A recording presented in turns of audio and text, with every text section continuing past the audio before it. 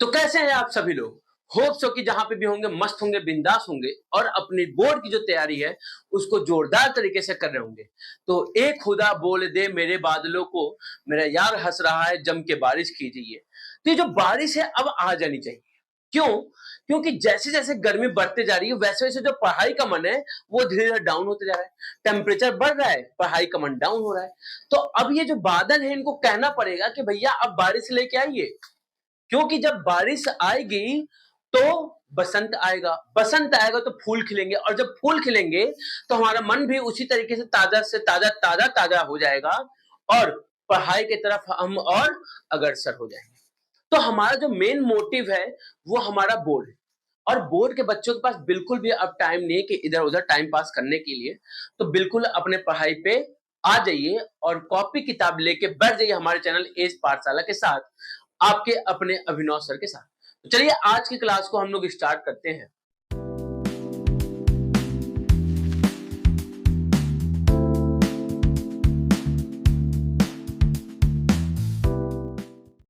अब आज की क्लास में बच्चा जो हमको पढ़ना है वो अपने फंक्शन के टॉपिक को आगे ले चलना है। हमने पढ़ा रिलेशन, रिलेशन क्या होता है उसको समझा, टाइप्स ऑफ रिलेशन जो कि बोर्ड में क्वेश्चन बनते हैं उसको पढ़ा, फिर फंक्शन क्या होता है उसको समझा और टाइप्स ऑफ फंक्शन में क्या क्या चीजें पूछी जाती है उसको पढ़ा।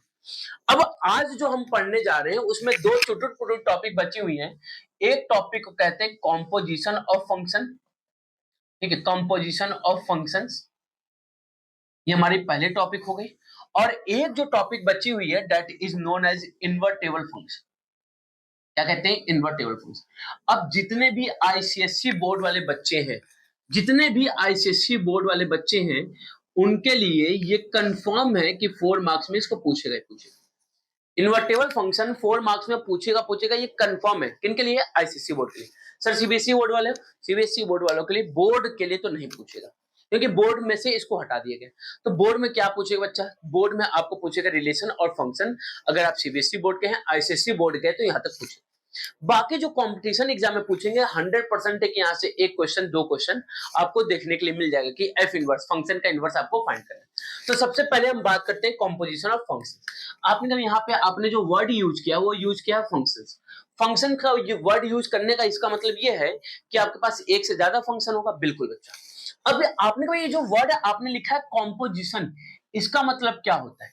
इसका मतलब जनरली बस ये होता है कि अगर एक फंक्शन दूसरे फंक्शन के ऊपर ऑपरेट हो रहा है, एक फंक्शन दूसरे फंक्शन के ऊपर ऑपरेट हो रहा है, दूसरे फंक्शन के ऊपर मैपिंग कर रहा है, तो इसको हम कहते हैं composition of function. Composition of function और मल्टीप्लिकेशन ऑफ फंक्शन में बहुत ही अंतर होता है। मल्टीप्लिकेशन कहते हैं कि एक फंक्शन जो है दूसरे फंक्शन से मल्टीप्लाई हो रहा है, बट इसका मतलब यह है कि एक फंक्शन जो है दूसरे फंक्शन पे ऑपरेट हो रहा है। That means this function behave like an element, this function behave like an element for the function F. तो जब ये फंक्शन एलिमेंट की तरफ बिहेव करने लगे एफ के लिए, तो इस केस में हम कहते हैं कॉम्पोजिशन ऑफ फंक्शन। और जब हम दो फंक्शन का मल्टीप्लीकेशन करते हैं तो इसको कहते हैं प्रोडक्ट ऑफ फंक्शन। तो बातों को थोड़ा सा और डिटेल में हम समझते हैं, समझिएगा चीजों को। हमने कहा कि हमने दो फंक्शन लिया, एक फंक्शन लिया एफ ए टू बी पे डिफाइंड है और एक फंक्शन लिया जी जो कि बी टू सी पे डिफाइंड है। एक फंक्शन लिया एफ जो कि ए टू बी पे डिफाइंड है और एक फंक्शन लिया जी जो कि बी से सी पे डिफाइंड है। आपने कहा यहाँ पे एक हमको कॉमन चीज मिली क्या? कि जो पहले फंक्शन का को डोमेन है या फिर पहले फंक्शन का रेंज है या को डोमेन है, ये हमारा जो सेकेंड फंक्शन का है उसका डोमेन बन रहा है। हमने कहा बिल्कुल। भैया अगर ये कंडीशन नहीं होती तो, अगर ये कंडीशन नहीं होती तो तब कॉम्पोजिशन पॉसिबल नहीं है। That is composition of function is only possible if and only if when the range और codomain of the first function is equal to domain of the second function. Domain होना चाहिए किसका? Second function का। आपने कोई इसको अगर थोड़ा सा समझे डिटेल में तो और समझते हैं इस तरीके से। हमने कहा कि हमारे पास तीन सेट है, एक ए बी और सी। आपने कहा बेहतरीन। अब हमने कहा कि एक हमने फंक्शन डिफाइन किया एफ जो कि ए से बी पे डिफाइंड है और एक फंक्शन डिफाइन किया जी जो कि बी से सी पे डिफाइंड है। बट हम चाहते हैं कि ए से ए से सी पे डायरेक्ट चले जाएं, बट हम चाहते हैं कि ए से सी पे डायरेक्ट चले जाएं, तो आपने भी ए से सी पे जाने वाले फंक्शन को ही हम क्या कहते हैं, fog. That is f operated on g, f operated on g, तो इसको कहते हैं फॉग। बट अगर इसी को हम थोड़ा सा उल्टा कर दें, क्या कर दें, उल्टा, कि अब हम उल्टा चलना शुरू किए, दैट इज जो अभी इधर से जा रहे थे अब हम इधर से आ रहे हैं, जी से एफ की तरफ आ रहे हैं, तो आपने अगर आप जी से एफ की तरफ आते हैं, दैट मीन्स इस कंडीशन में कि सी बी पे आता है, बी ए पे आता है, तो इसको हम कहते हैं गॉफ।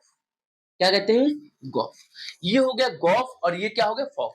यहाँ पे पहले जी ऑपरेट होगा, उसकी जो वैल्यू आएगी उस पे एफ ऑपरेट होगा, यहाँ पे पहले एफ ऑपरेट होगा, उसकी जो वैल्यू आएगी उस पे जी ऑपरेट होगा। आपने कहा ठीक है भैया, थोड़ी थोड़ी चीजें समझ में आ रही हैं।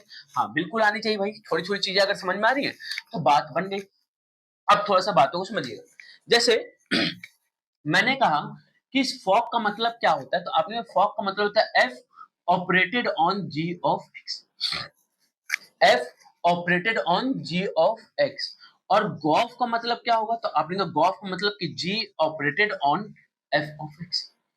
फॉग का मतलब f operated on g of x और गॉफ का मतलब g operated on f of x, तो इसको हम कहते हैं फॉग और गॉफ। अब क्वेश्चन के थ्रू समझिएगा तो समझ में आएगा बात।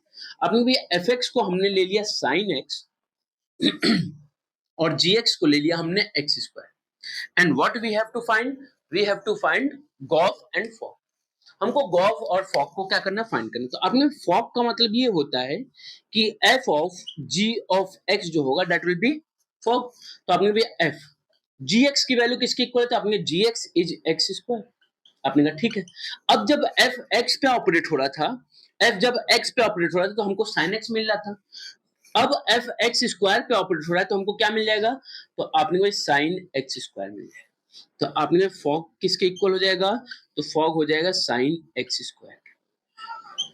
आपने फॉग किसके इक्वल हो जाएगा, तो साइन एक्स स्क्वायर के इक्वल हो गया। आपने कहा बेहतरीन। अब हम बात करते हैं गॉफ की, किसकी बात करते हैं, गॉफ की। तो गॉफ किसके इक्वल हो जाएगा बच्चा, उसको देखिएगा।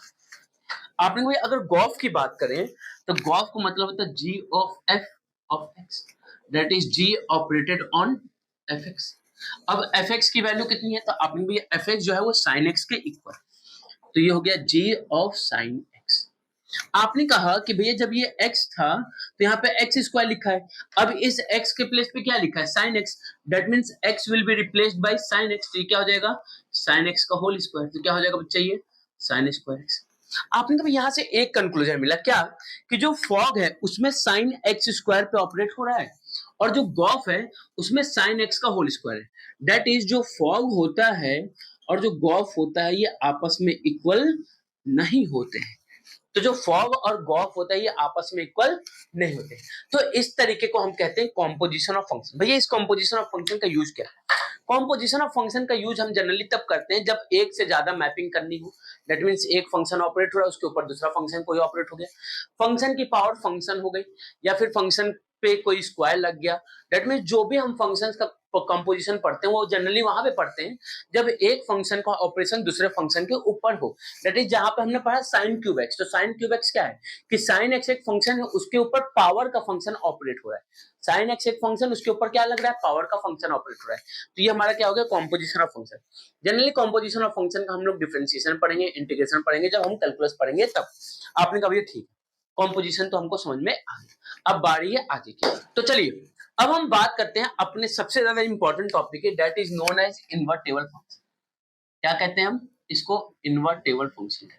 अब ये होता क्या है इन्वर्टेबल फंक्शन, कैसे चीजों को ऑपरेट करते हैं, उन सारी चीजों को समझिए। देखिए क्या होता है इन्वर्टेबल फंक्शन। हमने कहा कि अगर हमने एक फंक्शन डिफाइन किया x से y में, हमने एक फंक्शन डिफाइन किया f x से y में, और ये कहीं से ऐसा बता दे कि f इनवर्स जो है वो हमको मिल रहा है y से x में, तो जो f इनवर्स होगा इसी को हम क्या कहेंगे, इन्वर्टेबल फंक्शन। आपने ये तो बहुत आसान से बहुत ही जल्दी समझा दिया। हाँ ये तो मैंने ऐसे लॉजिक समझा, समझिएगा बात को। होता क्या है एक्चुअल में, हमने कहा कि मान लीजिए हमारे पास एक फंक्शन है x और y के बीच में, एक फंक्शन हमने f ऑपरेट किया, तो अपने x का कोई एलिमेंट होगा x और y का एलिमेंट होगा y। अपने जब x पे f ऑपरेट हो रहा है, जब x पे f ऑपरेट हो रहा है तो हमको f ऑफ x मिलता है, that will be equal to y। आपने कहा हाँ, लेकिन अगर हम इसी रिलेशन को वापस की तरफ, मतलब इसी फंक्शन को वापस लेके आए, दैट इज जो फंक्शन x से y पे डिफाइंड हो रही थी, उसको अगर हमने y से x पे डिफाइन किया, जो फंक्शन x से y पे डिफाइंड हो रही थी, अगर उसी को हमने y से x पे डिफाइन किया, तो ये इसका क्या हो जाएगा, इनवर्स। दैट इज आपने कभी जब y पे हमारा f इनवर्स ऑपरेट हुआ, तो f इनवर्स ऑफ y हमको मिला x, f inverse of y हमको क्या मिला, एक्स। आपने कहा हाँ, अब थोड़ी सी चीजें समझ में आई, लेकिन क्या इसका कुछ कंडीशन होगा कि सारे फंक्शन के लिए हो जाएगा, तो हाँ, इसका कुछ कंडीशन होता है।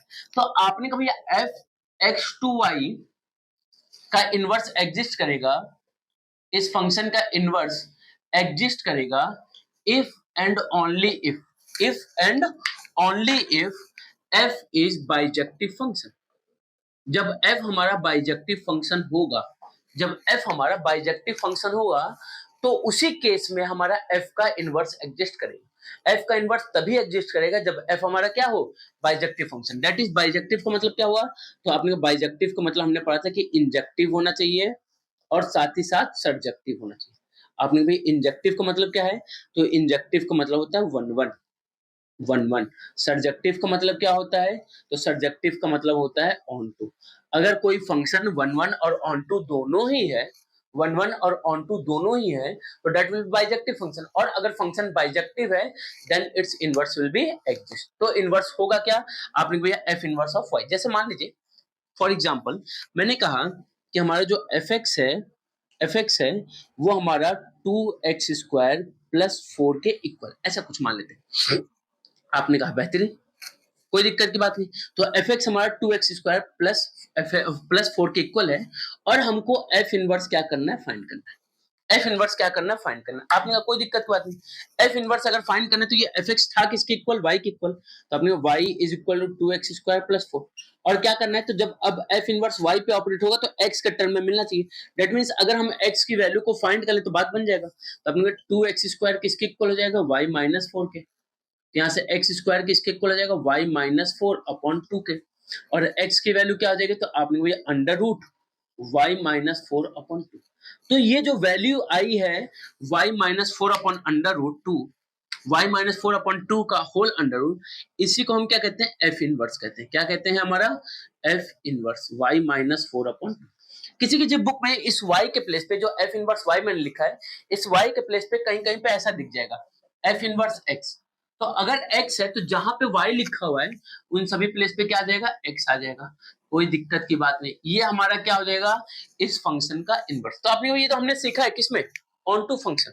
ऑन टू फंक्शन या फिर जब रेंज हम फाइंड करते हैं, तो रेंज फाइंड कैसे करते हैं, तो आपने for range x will be represented in the term of y, x को हम y के टर्म में रिप्रेजेंट करते हैं, and for that value will find the range. और जिस वैल्यू के लिए आप रेंज फाइंड करते हैं, that will be our f inverse, that is inverse of the function.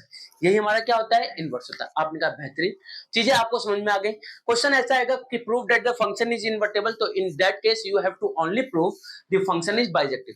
अगर कोई फंक्शन बाइजेक्टिव है, then there inverse will also exist. बात खत्म।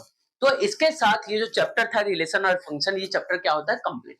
अब इससे रिलेटेड जो क्वेश्चंस हैं, जैसा कि मैंने कहा था कि आपकी मैं लाइव क्लासेस लूंगा, तो लाइव क्लासेस में मैं आप लोगों को करवाऊंगा क्या, इनसे रिलेटेड क्वेश्चन। तो अभी बिल्कुल परेशान होने की जरूरत नहीं है, थोड़ा सा गर्मियों की छुट्टी है तो गर्मियों की छुट्टी बिता लीजिए, उसके बाद हम लोग धड़ल्ले से शुरू कर लेंगे लाइव क्लास। तो जो जो चैप्टर्स हो चुके होंगे उन सारे चैप्टर्स का हम लोग करेंगे पीवाईक्यूज, साथ ही साथ जो भी इंपॉर्टेंट बोर्ड के क्वेश्चंस हैं या एनसीईआरटी के क्वेश्चंस उनको हम लोग करेंगे कंप्लीट।